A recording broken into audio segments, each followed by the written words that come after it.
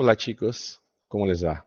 Bueno, primero me presento a los que no me conocen. Mi nombre es Aislan, soy médico recibido por la Universidad de Buenos Aires y doy clases de fisiología para los alumnos de la Barcelona desde 2019. Así que, bueno, nada. Fisiología hay que darle bola, hay que darle atención.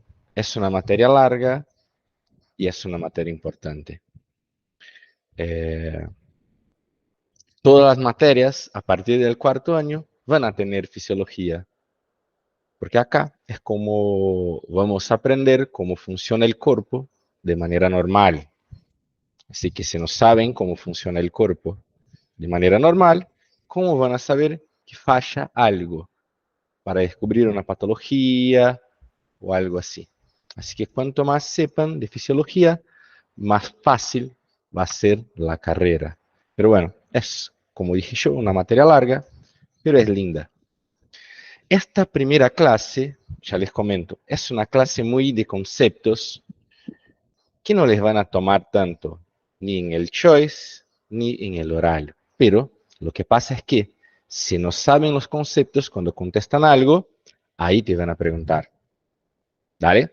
Así que les voy a diciendo a lo largo de la clase cómo les toman o algo así. Bueno, empezamos con fisiología. ¿Qué vamos a aprender acá? Los tejidos, las funciones y todo. Así que vamos a empezar a saber qué es una célula. Bueno, sabemos que la célula es la unidad funcional, la unidad estructural de todo el organismo. La unidad funcional es obvio. Tengo distintos órganos con distintas células, con distintas funciones. De los que aprendieron en el primer año, el corazón, por ejemplo, tiene los miocardicitos, que tienen la función de contracción.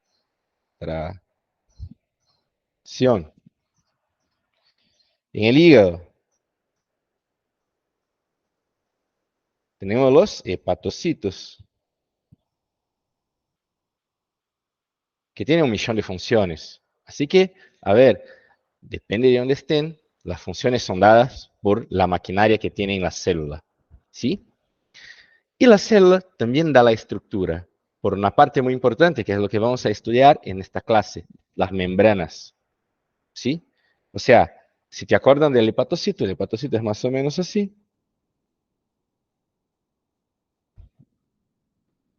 El miocardiocito tiene otra composición, más o menos así, que te van a cambiando todo. Y estas distintas formas dan la estructura de una célula, de un órgano, de un tejido. ¿Vale? Por eso es importante decir eso, la célula es la unidad estructural y funcional. Las células dividen nuestro cuerpo en compartimentos. Es eso que vamos a hablar ahora. Eso les toman en el choice. A ver,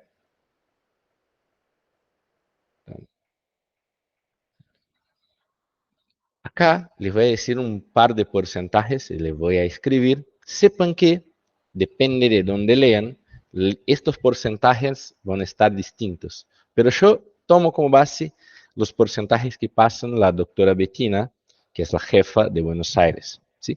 Pero les digo, eso aprendan en la clase, puede ser que estén con porcentajes distintos. ¿Dale? Tenemos nuestro cuerpo, que tenemos un peso.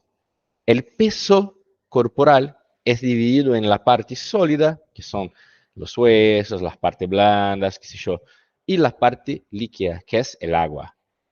¿Dale? El agua es responsable por 73% del peso corporal. O sea, si tenemos un hombre que le pesa 100 kilos, 73 kilos son de agua y los otros 27 son la parte sólida. ¿Vale? Con eso separamos nuestro cuerpo en compartimientos. Y vamos a dos compartimientos principales, el extracelular y el intracelular. ¿Sí? Así que vamos a dividir así, líquido extracelular, el LEC, y el líquido intracelular, el LIC. El intracelular, o sea, dentro de las células, de estos 73%, tenemos un 56%. Y el líquido extracelular lo subdividimos en otros dos compartimentos, el intersticio y el plasma. Así que acá vamos a tener la parte que es intersticial y la parte que es, o sea, podemos decir o pueden leer de dos maneras, intravascular, o sea, los vasos, que es lo mismo que decir plasma. ¿Dale? Así que si 56% eran líquido intracelular, nos sobran 17% para el líquido extracelular. ¿Dónde?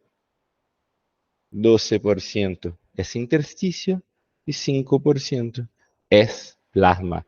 O, miren la importancia. Decimos hoy que un ser humano tiene 5 litros de sangre. Eso es simplemente un 5% de su peso. ¿Vale? La gran cantidad de agua está intracelular. Sí, esto les toman en el choice. A veces le pone así un hombre o una mujer con, qué sé yo, 70 kilos. ¿Cuánto sería el líquido intracelular? Ta, ta, ta. Y tienen que hacer la reglita de 3. Nada. O sea, por ejemplo, ¿no? Si ponemos acá, mujer, 70 kilos. ¿Cuánto le tendría en cada compartimiento? En el líquido intracelular, 70 lo multiplicamos por 0,56 y vamos a tener LIC igual a un 39,2 o 39,2 kilos y un extracelular de 70 kilos multiplicamos por 0,17, un 11,9 de líquido extracelular. Si los seguimos subdividiendo, el intersticio vas a tener 8,4 y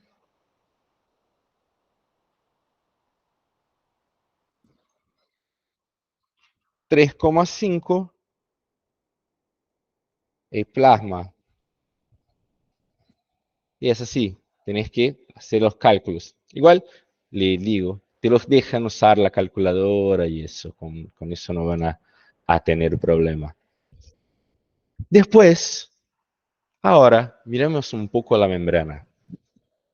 Acá no les van a tomar como les tomaban en biología y eso, cuáles son los componentes de la membrana plasmática. Ustedes saben que tienen lípidos, es una bicapa lipídica, que tienen proteínas, que tienen hidrato de carbono, ¿sí? O sea, lo más importante acá es entender la función de cada. Tenemos la membrana plasmática,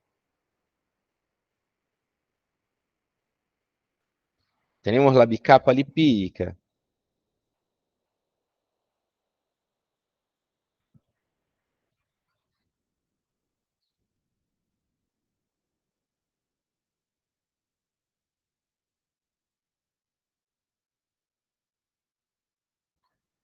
Y acá vamos.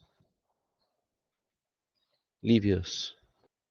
La función de los lípidos es dar la forma y la rigidez de la membrana.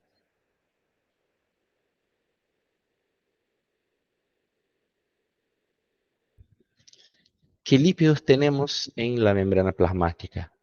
Principalmente fosfolípidos,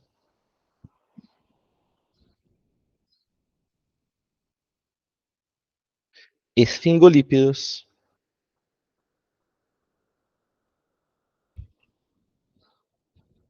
y colesterol. Colesterol es el responsable por la fluidez.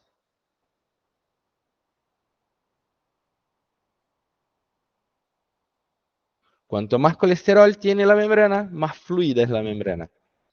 ¿Dale? Después, ¿qué otros componentes vamos a tener? Las proteínas. ¿Sí? Lo más importante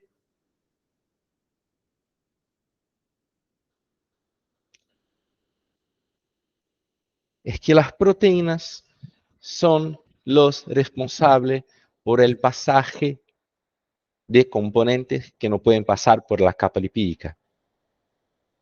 Así que acá vamos a tener muchos canales, bombas. Hay un par también de receptores para otros componentes que son proteínas. Y por último, tenemos los hidratos de carbono. ¿Sí? Acá, los hidratos de carbono tienen dos funciones súper importantes. Receptores, sobre todo receptores hormonales, y después en sangre vamos a ver bien, ellos son los que determinan nuestros grupos sanguíneos. Después, en la clase de la sangre, vamos a ver bien. Y hay que acordar un poco, igual no les van a tomar nada, las funciones de la membrana. O sea, si tiene receptores, tiene función de reconocimiento. Si pasan moléculas por la membrana, tiene la función de comunicación. O sea, puede recibir una hormona o algo de otra célula.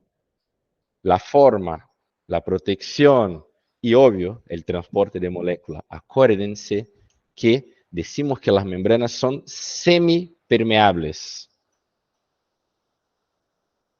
Semipermeables. O sea, dejan pasar un par de moléculas y otro par de moléculas no les dejan pasar. Por eso, si fueran permeables, le pasaría todo. Si no fueran permeables, no pasaría nada. Así como pasan cosas y otras no pasan, les decimos que es semipermeable. ¿Sí? Ahora, vamos al primero de los conceptos que tienen que saber.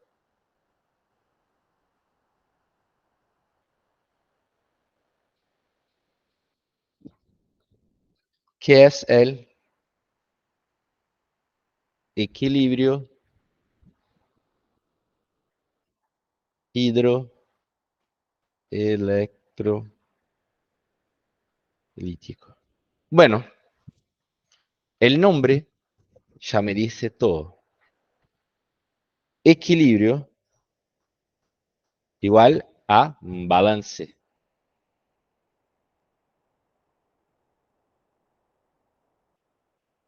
Hidro, agua. Electrolítico, iones. ¿Qué les quiero decir con eso? Que si tomamos como base una célula, hay que tener equilibrio entre el agua y los iones adentro y afuera de la célula. sea, el componente intracelular y el componente extracelular tienen que estar equilibrados. Tienen que ser lo mismo en cantidad de cargas. Acuérdense que los iones son moléculas con carga eléctrica. ¿Vale? Ya hablamos un poco más de eso. Y el agua también tiene que tener un equilibrio, si no la célula o se hincha, le vamos a ver qué es eso, o se seca. ¿Vale? Y para que eso ocurra, hay dos componentes importantes de la membrana. El primer componente importante es que haya un flujo bidireccional. O sea, los iones pueden entrar, ingresar a la célula o salir de la célula. ¿De qué depende eso? De los canales y de los iones. Y, bueno, además del flujo, necesitamos de la materia. O sea, necesitamos de el flujo que sea bidireccional y necesitamos de materia. ¿Qué sería la materia? Los iones, las proteínas, el agua, todo. ¿Sí? Hablamos de que el pasaje del agua de un lado a otro de la membrana la llamamos de ósmosis. Ya vamos a ver ósmosis. ¿Sí? Y las moléculas, eso es importante, que tienen la capacidad de llevar agua junto son las moléculas osmóticamente activas. O sea, si de acá adelante les digo, tal molécula es osmóticamente activa, les quiero decir que es una molécula que arrastra agua. Por ejemplo, el sodio y la glucosa son osmóticamente, perdón, activas, arrastran agua. La urea también, ¿sí? Y bueno, acá al segundo concepto que se va mucho con el concepto de equilibrio hidroelectrolítico. Los dos dicen lo mismo casi.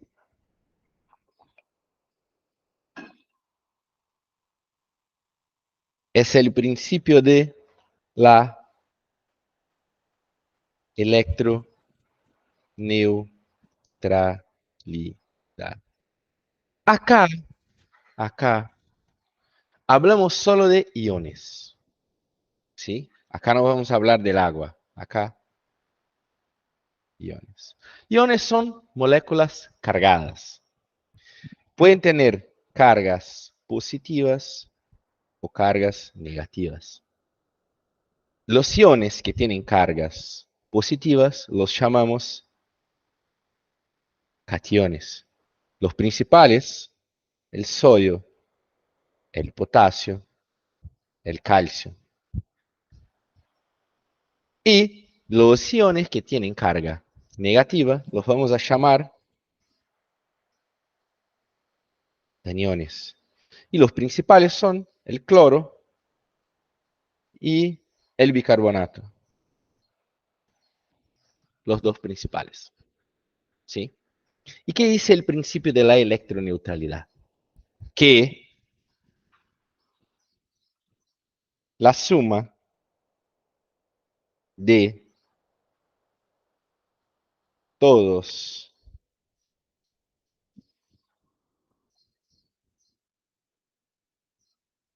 cationes y aniones de los dos lados de una membrana deben ser iguales. ¿Vale? O, mejor diciendo, que exista una electroneutralidad entre todos los compartimentos. ¿Qué es eso en la práctica? Tengo acá mi membrana plasmática. Acá es el extracelular, acá es el intracelular. En el mismo compartimiento hay que tener electroneutralidad. O sea, si acá tengo 4 cargas positivas, voy a tener 4 cargas negativas. Si acá tengo 4 cargas positivas, acá tengo 4 cargas negativas. Así que en el mismo compartimiento hay que tener electroneutralidad. Y entre los compartimientos también. Miren, 4 cargas positivas, 4 cargas negativas. 4 positivas, 4 negativas. Es eso que nuestro cuerpo le va a buscar. ¿Quién va a intentar garantizar la electroneutralidad? Una famosa bomba que ustedes conocen. La bomba sodio, potasio, ATPasa. ¿Por qué? Sabemos bien y vamos a saber que el sodio es el principal ion extracelular, perdón. El principal ion extracelular es el sodio. Y el principal ion intracelular es el potasio. Lo que pasa, vamos a mirar muchos mecanismos, donde el sodio va a ingresar en la célula y el potasio va a salir de la célula. Cuando ingresa el sodio, lo que pasa es que el principio de la electroneutralidad no te va a respetar, porque va a ingresar sodio, la célula va a quedarse con más cargas positivas. ¿Qué hace la célula? Saca el potasio. Y con eso, dale, vamos a volver a la electroneutralidad. Pero lo que va a pasar con eso es que el sodio va a estar adentro de la célula y el potasio afuera. Y eso no puede pasar. Así la bomba sodio-potasio TPasa vuelve a meter el sodio adentro de la célula y vuelve a sacar el sodio de la célula y vuelve a meter el potasio adentro de la célula para volver al principio. Así que es una bomba muy importante. Bien, ese es el concepto de electroneutralidad. Ahora vamos a un otro concepto que dice más o menos lo mismo y es ese concepto que les toman el choice. Les toman en el choice la misma frase que voy a poner acá y después vamos a entenderla, que es el equilibrio de Donnan-Gibbs.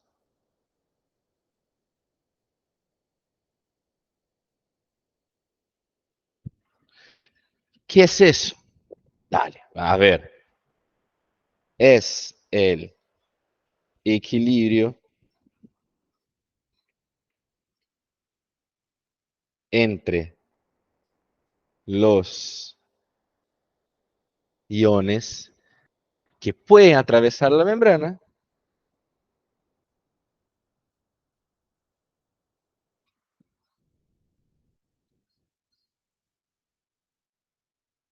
la membrana y los que no pueden. Miren, acá, o sea, cuando hablamos de equilibrio hidroelectrolítico, cuando hablamos de electroneutralidad, solo consideramos las cosas que pueden pasar la membrana. Donald Gibbs fue un poco más allá.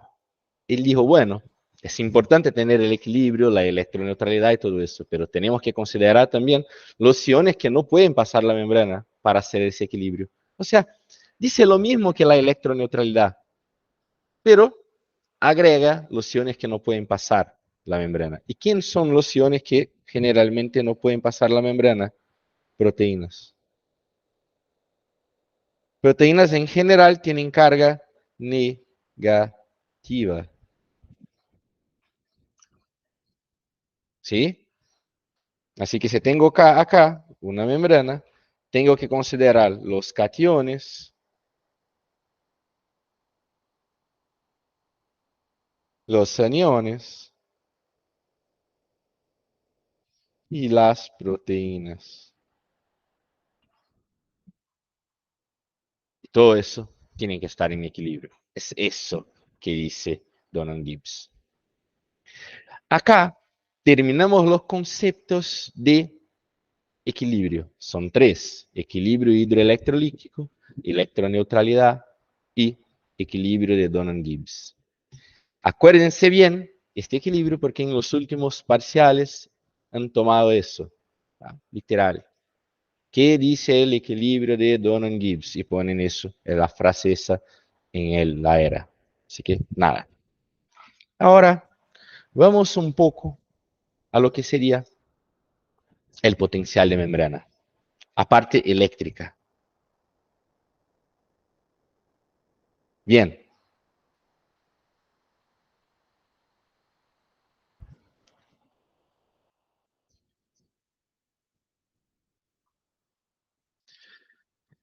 dale. Potencial de membrana.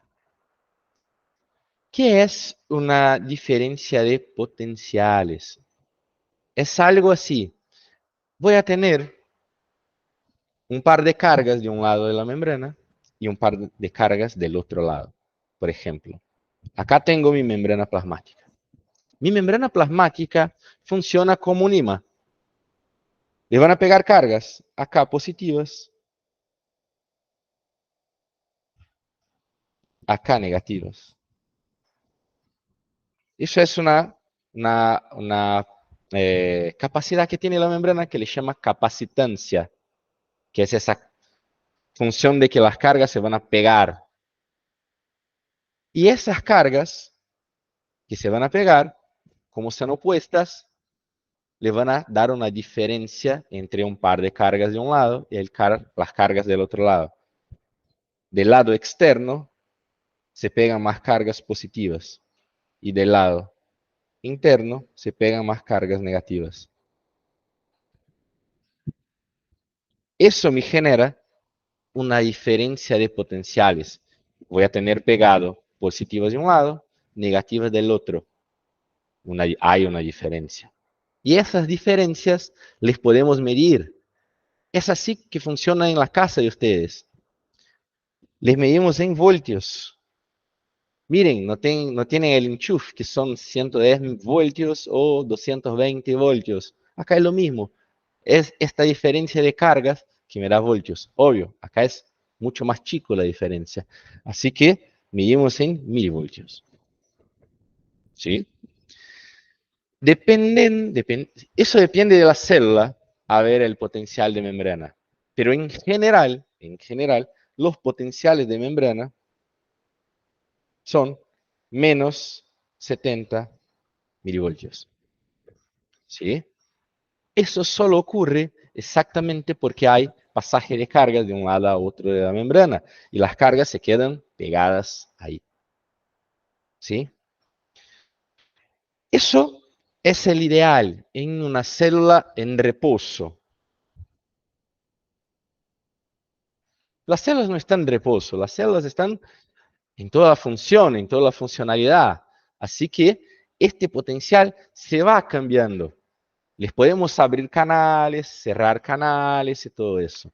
Vamos a ver un concepto acá ahora, muy por arriba, muy por encima, porque después le vamos a ver esto en cardio, que es el potencial de acción.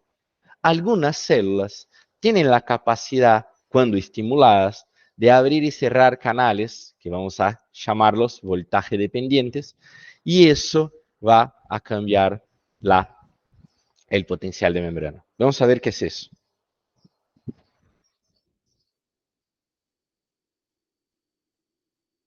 Potencial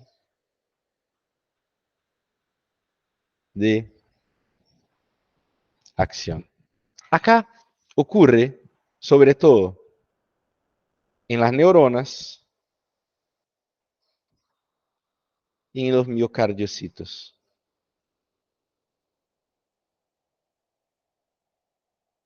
¿Sí? Lo que pasa es que estas células pueden ser estimuladas.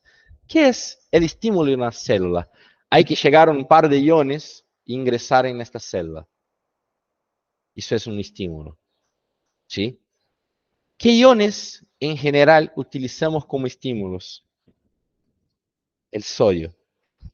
porque es un buen ion, el ion de mayor concentración extracelular. Así que si vamos a estimular una célula, le metemos sodio. ¿Qué pasa? Tengo una célula que estaba en menos 70 milivoltios y le meto sodio.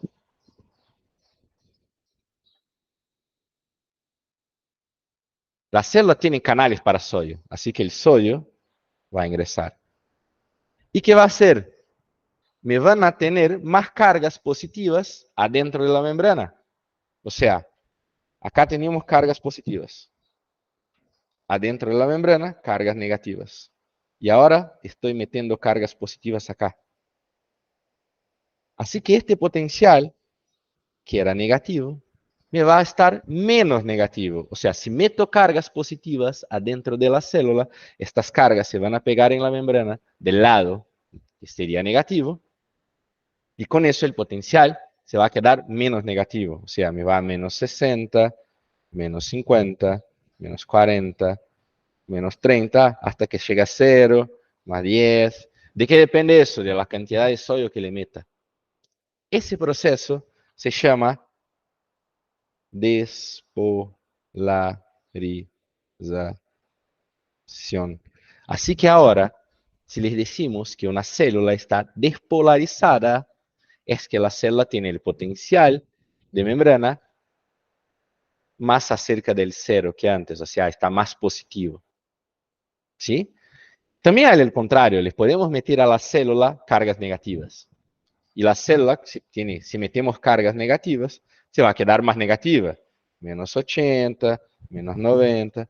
Eso se llama hiperpolarización. Polarización. ¿Vale? Eso les podemos hacer a una célula. Pero lo que va a pasar,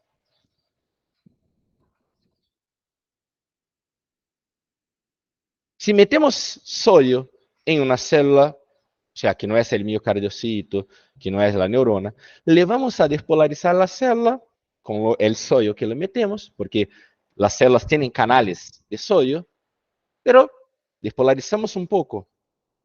Lo que pasa con la membrana es que cuando metemos sodio adentro y la membrana despolariza un poco, lo normal es que despolarice 15 milivoltios, o sea, de menos 70 me va a menos 55 milivoltios. La membrana de las neuronas y de los miocardiocitos empiezan a abrir más canales de sodio. O sea, acá, por ejemplo, tenía yo 100 canales en esta neurona. Cuando despolarizo 15 milivoltios, abro otros 200 canales. ¿Cómo estos canales abrirán cuando llegué a un potencial de membrana? O sea, depende del voltaje que tiene la célula, le llamamos a estos canales voltaje dependientes. Así que ingresa un poco de sodio, la célula llega a menos 55 milivoltios y abrimos un montón de canales de sodio más. Y eso va a poder que ingrese más sodio y la célula se va a despolarizar más. ¿Sí? Este es el primer concepto que tienen que tener para el potencial de acción. Y ahora les vamos a graficar el potencial.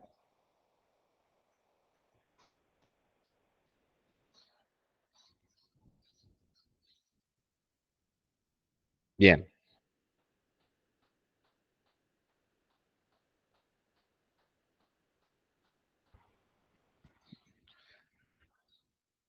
acá es tiempo en milisegundos. Y acá es el voltaje en milivoltios. ¿Sí? Así que empezamos del potencial de reposo, el menos 70.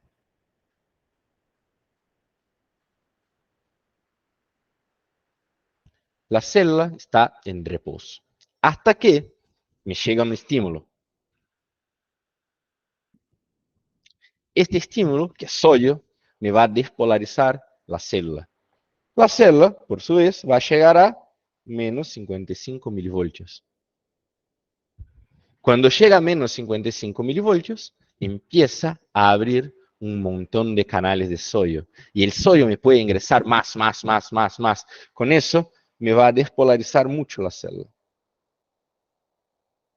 Porque acá estamos ingresando un montón de sodio. Lo que va a pasar es que después de un tiempo, después de 0,5 milisegundos, 1 milisegundo, los canales de sodio se van a inactivar, se van a cerrar. Ellos se abren por voltaje y se cierran por tiempo. Pasado un tiempo, cerré los canales. Pero ahora, mi célula se queda despolarizada. Se queda, en general, la despolarización llega hasta el más 30, más o menos. Más 30. O sea, me sale del menos 70 y me va a más 30. Estoy despolarizado. Ahora la célula tiene que volver a su principio. Y acá entra el potasio. El potasio va a empezar a salir. Acá voy a empezar a abrir canales de potasio y el potasio va a empezar a salir. Y el potasio que también es una carga positiva. Pero si saco de la célula una carga positiva, la célula vuelve a quedarse más negativa porque estoy sacando cargas positivas. Así que la célula se va a volver al inicio con la salida del potasio. Eso se llama repolarización. Me va a repolarizar la célula. Pero ahora lo que pasa es que, es lo que estaba diciendo a ustedes, el sodio se queda muy adentro de la célula y el potasio se queda muy afuera de la célula. Y eso no puede pasar porque el sodio es extracelular y el potasio es intracelular.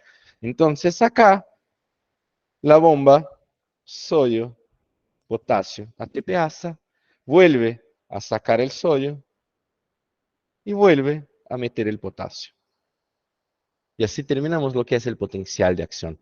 ¿Para qué es importante eso? El potencial de acción va a ser importante para el pasaje de informaciones. O sea, ese es el mecanismo por lo cual una neurona transmite información por su axón, por ejemplo. Es así, se van generando muchos potenciales de acción. Acá se va a generar otro y otro y otro, hasta que se llegue hasta el final del axón y pase la información para la otra neurona. ¿Sí? De los miocardiocitos es más o menos lo mismo, hay un par de diferencias, le vamos a decir bien en la clase de miocardiocitos, en la clase de neurona. Acá les quiero que te queden con el concepto, ¿qué es un potencial de acción? Es este fenómeno que se van a abrir y cerrar canales para generar despolarizaciones, repolarizaciones y pasar el mensaje, pasar la información para el otro lado. ¿Sí? Y después, otros dos conceptos de eléctrica y terminamos eléctrica.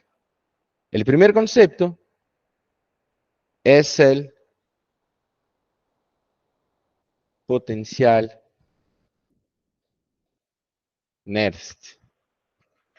También le llamamos potencial de equilibrio de un ion.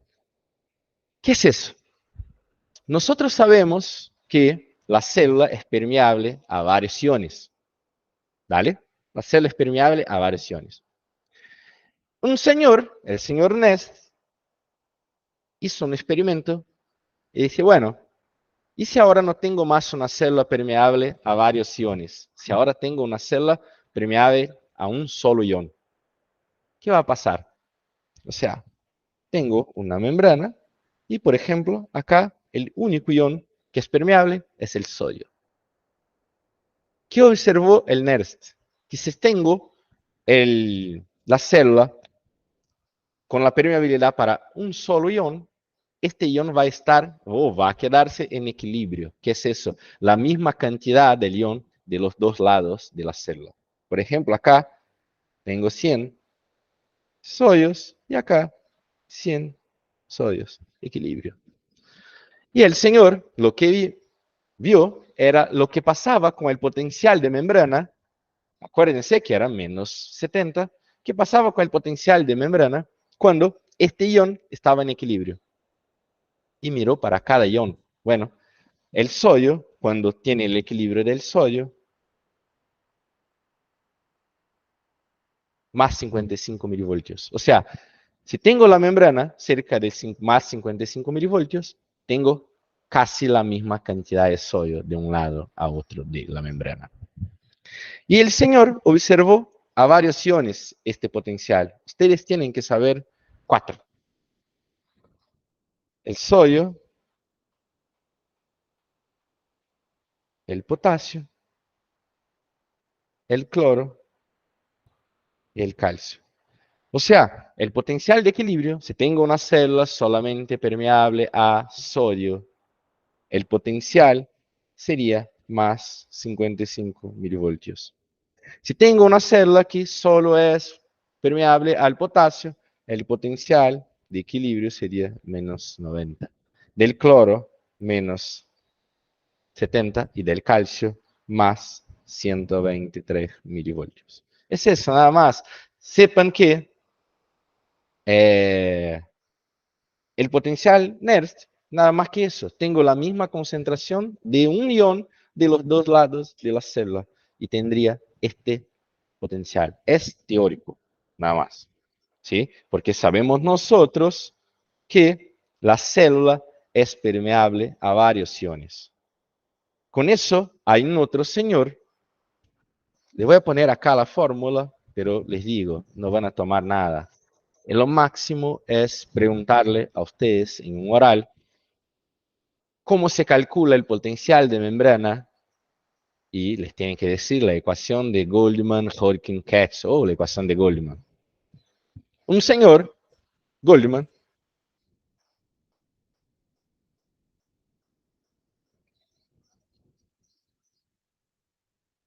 creó la ecuación más o menos de cómo se calcularía de manera teórica el potencial de membrana. Les dejé ahí en el apunte después la fórmula, no te van a meter a calcular ni nada, pero el señor consideró los tres principales iones, el sodio, el potasio y el cloro, ¿sí? Y con eso le fue a calculando, ti, y les dio el potencial de membrana. Igual, no se maten con eso, ni voy a poner la fórmula acá, no es algo que les toman, ¿sí? Nos vamos a concentrar ahora en algo que les toman un montón. Eso les toman un montón, que es el transporte por la membrana. Le estábamos diciendo que la membrana es permeable, les pueden pasar cosas. Y si les pueden pasar cosas, llamamos de transporte. Tenemos dos grandes tipos de transporte. El pasivo y el activo. El transporte pasivo es aquel que está a favor del gradiente. Les voy a explicar qué es eso. No hay gasto de ATP. No gasta ATP. O sea, no gasta energía. Y después el activo es todo lo contrario. Es lo que está en contra del gradiente y gasto ATP. ¿Sí?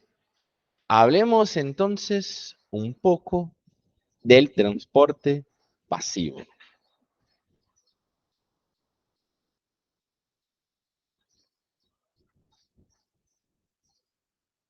El transporte pasivo, con él me puedo pasar solutos y solvente. Acuérdense que toda solución tiene una parte líquida y esta parte líquida le vamos a llamar solvente, que acá es el agua, y tengo materia adentro de este solvente. Esta materia, que son para nosotros iones, metales, gases, son los solutos. ¿Viste? Cuando quiere hacer un jugo, le pone agua y le juega el jugo, estos jugos de saquito, el polvo ese son los solutos y el agua es el solvente. Acá es lo mismo, ¿sí? El transporte pasivo de solvente, o sea, agua, es el llamado ósmosis.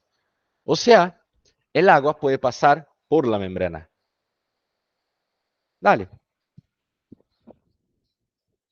Agua pasa por la membrana. Eso se llama ósmosis. Y acuérdense que va, ¿sí? Desde una zona de mayor concentración hasta una zona de menor concentración. O sea, está a favor del gradiente. Eso es a favor del gradiente. Cuando voy de una zona de mayor concentración a una zona de menor concentración. ¿Sí? A ver, ¿cómo puedo explicar eso? Imagínense en el subte, ¿sí? Sí, a las 6 de la tarde, están adentro del subte y les quieren salir. Se sale con facilidad, obvio. Te van a jugar afuera, porque hay mucha gente adentro del subte y poca gente afuera del subte. Eso es un transporte pasivo. Ustedes están adentro del subte y alguien le quiere bajar ahora. ¿Qué van a hacer los otros? Bueno, te va. Así que no gasta energía para salir. Le vas a salir solo. Eso es el transporte pasivo. ¿Sí? Con agua pasa eso. Después, si hablamos de soluto, dividimos en dos. La difusión simple y la difusión facilitada. ¿Qué es la difusión simple? ¿Sí? Acá es el pasaje de solutos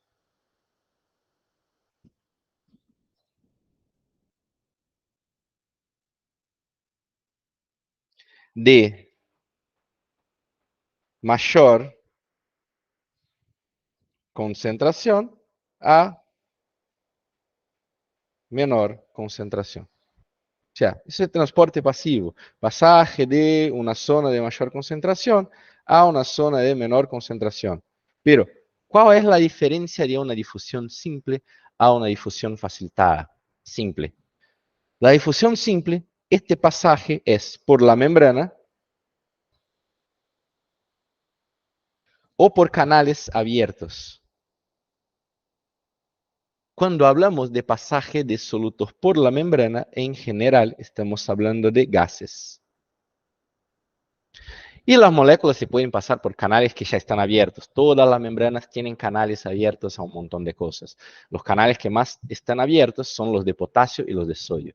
Son canales que están ahí, son proteínas que están abiertas siempre, canales.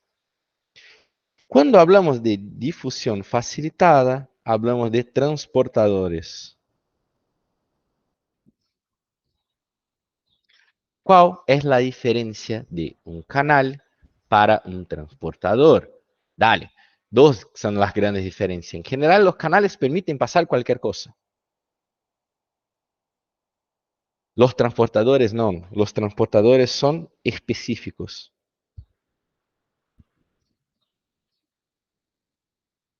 Y otra diferencia es que los canales no se saturan y los transportadores se saturan. ¿Qué es eso? Ah, tengo que pasar 1.000.000 de moléculas de sodio. Voy a pasar por los canales. No se saturan. Tengo 3 millones. Puede pasar. Los transportadores no. tiene una cantidad máxima que le pueden pasar por un determinado tiempo. Por ejemplo, les puedo pasar 100 sollos por minuto en el transportador. Me llegaron 300 sollos, me chupo un huevo, puedo pasar 100 por minuto. Eso es saturar, es llegar a un top, ¿vale? Eso es importante. Canales no se saturan, transportadores se saturan. Eso vamos a hablar un montón después en renal. Eso es el transporte pasivo. Y ahora vamos al transporte activo. Para el transporte activo, tienen que pensar al revés.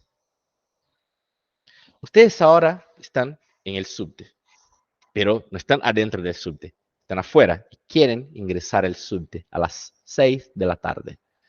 Imagínense, imagínense el gasto de energía que tienen que tener o que van a hacer para lograr entrar en el subte. Ustedes son uno y adentro del subte está lleno. Tiene que hacer un montón de fuerza para conseguir ingresar al subte. O sea, hay gasto de energía. En el transporte activo, voy de una zona de menor concentración a una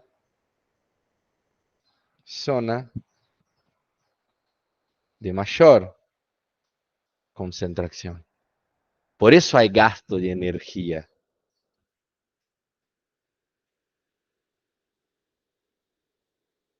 ¿Sí? Y acá les dividimos en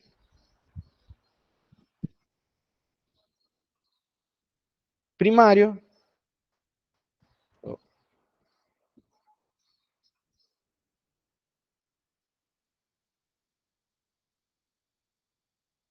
y secundario.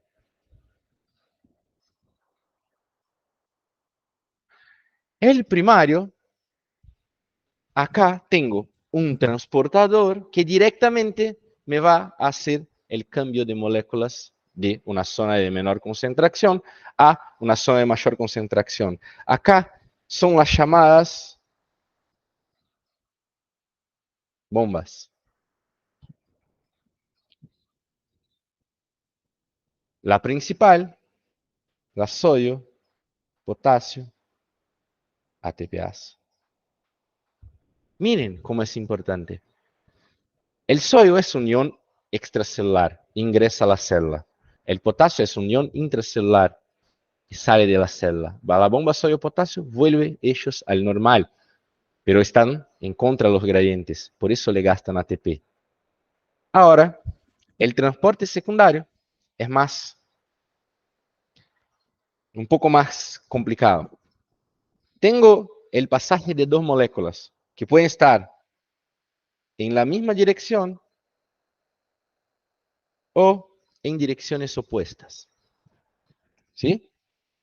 Si están en la misma dirección, los dos le llamamos co-transporte. Si están en direcciones opuestas, contra-transporte. Pero lo que es importante acá es que una de las moléculas está a favor de su gradiente y la otra molécula está en contra.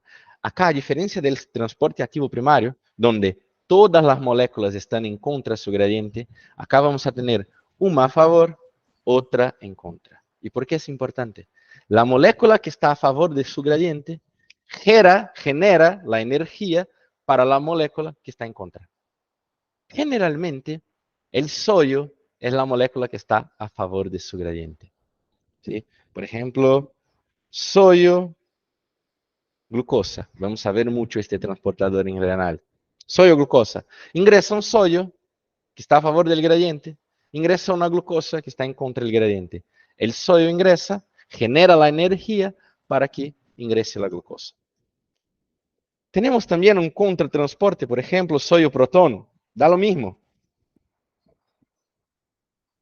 El sodio ingresa, genera la energía para que salga el protón. O sea, una de las moléculas genera la energía porque está a favor del gradiente y otra sale con la energía que se generó. ¿Sí? Acá ya estamos terminando. Terminamos la parte de transportadores. Es una parte muy importante en el renal. Renal vamos a mirar un montón de transportadores. Y ahí sí tienen que saber qué es activo, qué es pasivo, qué es primario, qué es secundario, cuáles son, ta, ta, ta. Eso les preguntan un montón. Pero eso en renal. Para la primera era, nada. Ahora, para finalizar, vamos a las presiones. Eso les tienen que saber. Presiones.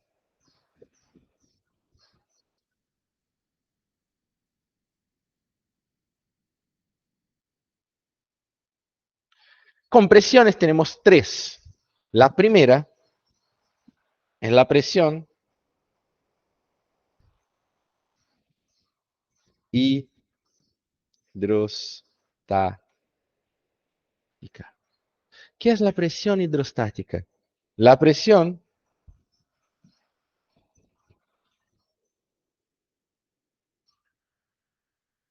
que un líquido hace contra una pared. O sea, tenemos un vaso,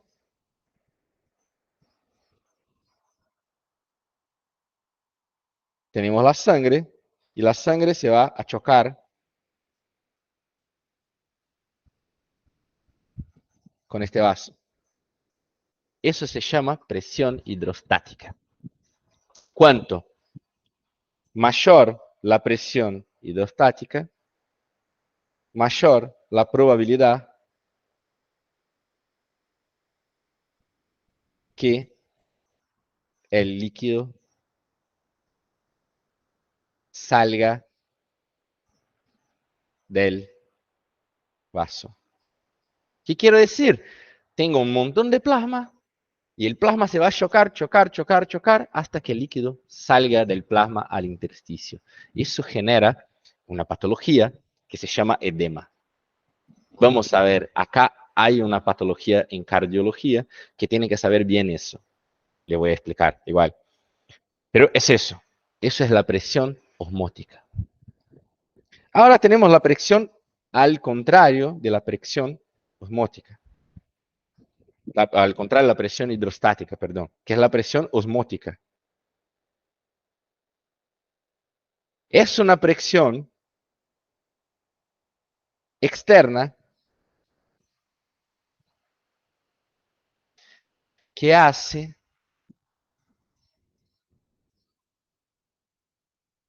los solutos para que el agua no salga del vaso. Acá tenemos los solutos del otro lado, haciendo presión para que el líquido no salga. Así que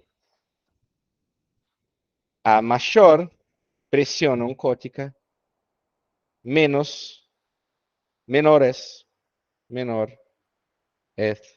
la probabilidad que salga el agua. O sea, cuanto mayor la presión osmótica, mayor tengo los solutos haciendo presión contra el vaso para no dejar el agua salir. Así que si tengo poca presión osmótica, ahí sí el líquido puede salir, porque los solutos no van a hacer esta presión. ¿Vale? Y después hay una última presión, esa es lo mismo que la osmótica, es la presión oncótica.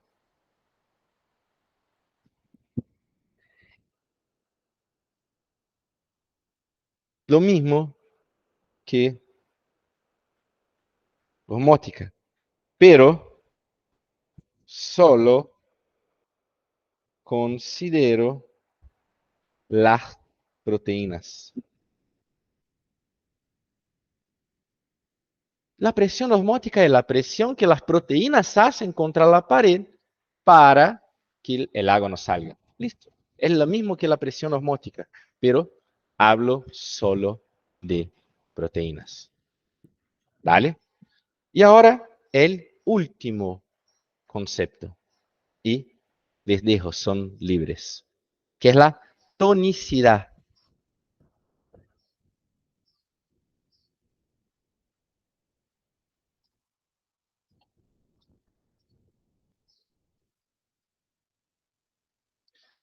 La tonicidad es la propiedad de una solución,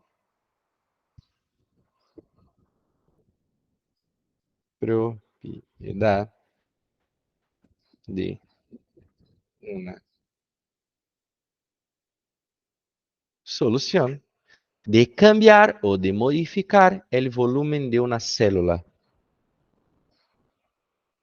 Es la propiedad de la solución o de modificar el volumen de una célula. ¿Qué quiere decir eso? Me voy a comparar la osmolaridad de adentro de la célula y afuera de la célula. Y voy a ver qué hace el agua en esta comparación. Así que pensemos así. Tengo la célula. Acuérdense, y la célula está en un tubito lleno de agua y solutos. Cuando hablo de tonicidad, hablo de la solución, o sea, estoy hablando del agua y de los solutos. Si digo que la solución es isotónica, es lo mismo que decir que tiene osmolaridad igual que la célula. O sea, la cantidad de solutos que tienen en la solución es la misma cantidad que tiene en la célula. Por eso la osmolaridad es igual. No ocurre ninguna variación. La célula se queda lo mismo. O sea, una solución isotónica tiene la misma cantidad de solutos que una célula y por eso no ocurre ninguna variación. ¿Vale? Después tenemos una solución que puede ser hipotónica. ¿No?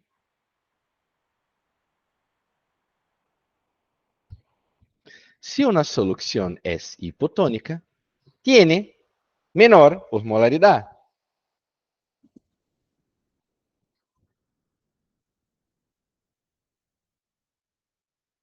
que la célula, tiene menor osmolaridad.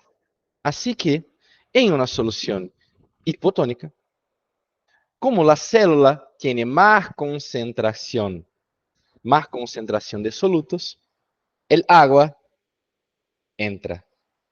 Piensen así, tengo una solución hipotónica, es decir, a ver, la solución tiene 200 moléculas y el agua, la célula, perdón, tiene 300. Acá. Acá tiene 200, perdón.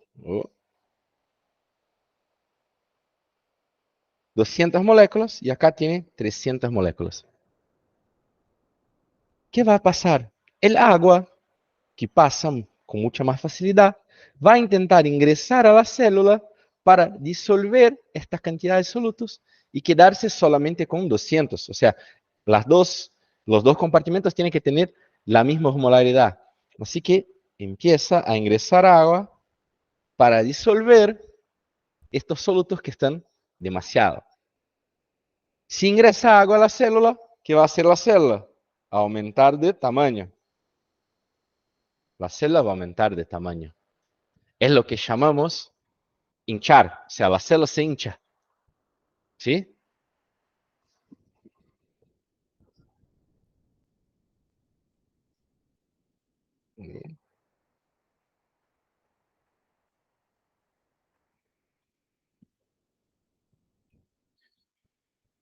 ¿sí? Y después tenemos el revés.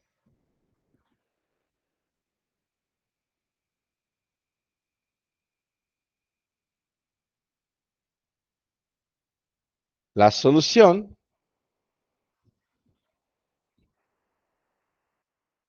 hipertónica,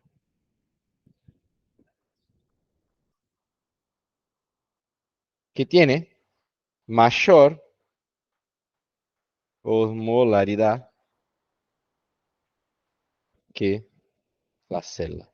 O sea, ahora, al revés. Tenemos 300 acá y acá tenemos 500. Si tengo más solutos afuera, el agua de la célula va a intentar salir para disolver estos solutos. Como sale el agua de la célula disminuye de tamaño. La célula seca, se disminuye de tamaño. Por eso, porque el agua le va a intentar salir para disolver el soluto que está afuera. Y dale, con eso terminamos. Esa fue la primera clase, espero que les guste mi método.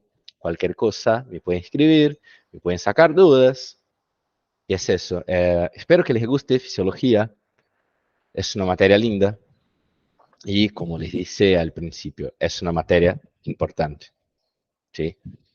Chicos, que tengan un buen día y cualquier cosa me escriben y es eso.